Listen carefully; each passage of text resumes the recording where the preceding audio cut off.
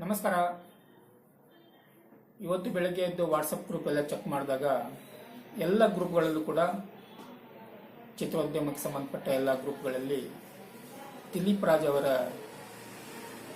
ಸಾವಿನ ಸುದ್ದಿಯೇ ತುಂಬಿಕೊಂಡಿತ್ತು.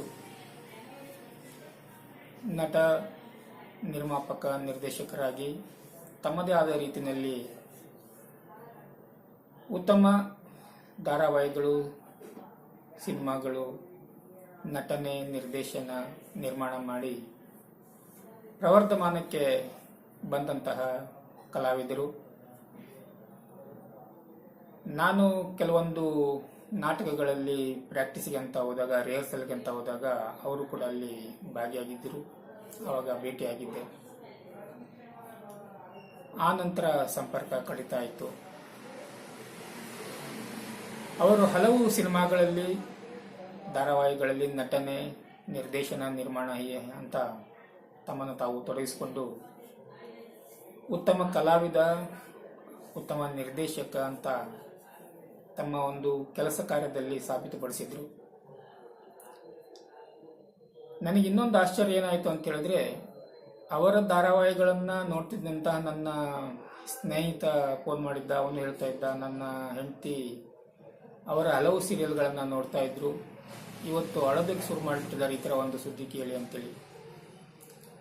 ಆಮೇಲೆ ಇನ್ನೊಂದು ಆಶ್ಚರ್ಯ ಅನಿಸಿದ್ದು, ಕನ್ನಡ ಚಿತ್ರರಂಗ, ಕನ್ನಡ ಧಾರಾವಾಹಿ ಲೋಕದ ಹಲವು ದಿಗ್ಗಜರು, ಕಲಾವಿದರು, ತಂತ್ರಜ್ಞರು ಅವರನ್ನು ನೋಡೋದಕ್ಕೆ ಬಂದಂಥದ್ದು. ಅವರು ಎಷ್ಟೊಂದು ಜನರೊಂದಿಗೆ, ಕಲಾವಿದರೊಂದಿಗೆ, ತಂತ್ರಜ್ಞರೊಂದಿಗೆ ಆತ್ಮೀಯರಾಗಿದ್ದರು, ಸ್ನೇಹ ಸಂಪಾದನೆ ಮಾಡಿದ್ರು ಅನ್ನೋದು ಈ ಜನ ಬಂದಿರುವಂಥದ್ದು, ಕಲಾವಿದರಾಗಿರ್ಬೋದು, ತಂತ್ರಜ್ಞರು ಬಂದಿರೋದಾಗಿರ್ಬೋದು, ಆ ಮೂಲಕನೇ ಗೊತ್ತಾಗುತ್ತೆ ಅವರ ವ್ಯಕ್ತಿತ್ವ ಹೇಗೆ ಇತ್ತು ಅನ್ನುವಂಥದ್ದು. ಹಲವು ದಿಗ್ಗಜ ನಿರ್ದೇಶಕರು, ತಂತ್ರಜ್ಞರು, ಕಲಾವಿದರು ಸಾಲು ಸಾಲಾಗಿ ಬಂದು ಅವರ ದರ್ಶನ ಪಡಿತಾ ಇರೋದು ನೋಡಿದ್ರೆ ತುಂಬಾನೇ ಬೇಜಾರಾಯಿತು. ಅವರೆಲ್ಲ ಬಂದಿದ್ದಕ್ಕೆ ಈ ವ್ಯಕ್ತಿ ಇಷ್ಟೊಂದು ಜನರನ್ನ ಸಂಪಾದನೆ ಮಾಡಿದಾನಂತೆ ಖುಷಿ ಪಡಬೇಕು, ಇಷ್ಟು ಬೇಗ ತನ್ನ ಬದುಕನ್ನು ಕೊನೆಯ ಮಾಡ್ಕೊಂಡ್ಬಿಟ್ಟ ಅನ್ನೋಂಥ ಬೇಜಾರು ಮಾಡ್ಕೋಬೇಕಂತ ಗೊತ್ತಾಗ್ತಿಲ್ಲ. ಆ ಮಟ್ಟಿಗೆ ಆಗಿಟ್ಟಿದೆ. ಏನೇ ಆಗಲಿ, ಕನ್ನಡ ಚಿತ್ರರಂಗ, ಧಾರಾವಾಹಿ ಲೋಕದ ಉತ್ತಮ ಕಲಾವಿದ, ನಿರ್ದೇಶಕ, ನಿರ್ಮಾಪಕ,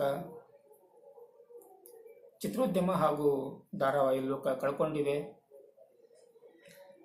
ಅವರ ಕುಟುಂಬ ವರ್ಗಕ್ಕೆ ಶಕ್ತಿ ನೀಡಲಿ ಆ ಭಗವಂತ, ಈ ಒಂದು ಆಘಾತದಿಂದ ಹೊರಬರುವಂತೆ ಮಾಡಲಿ ಅಂತ ನಮ್ಮ ಒಂದು ಪ್ರಾರ್ಥನೆ. ಹಾಗೆಯೇ ಭಗವಂತ ದಿಲೀಪ್ ರಾಜ್ ಅವರ ಆತ್ಮಕ್ಕೆ ಶಾಂತಿ ನೀಡಲಿ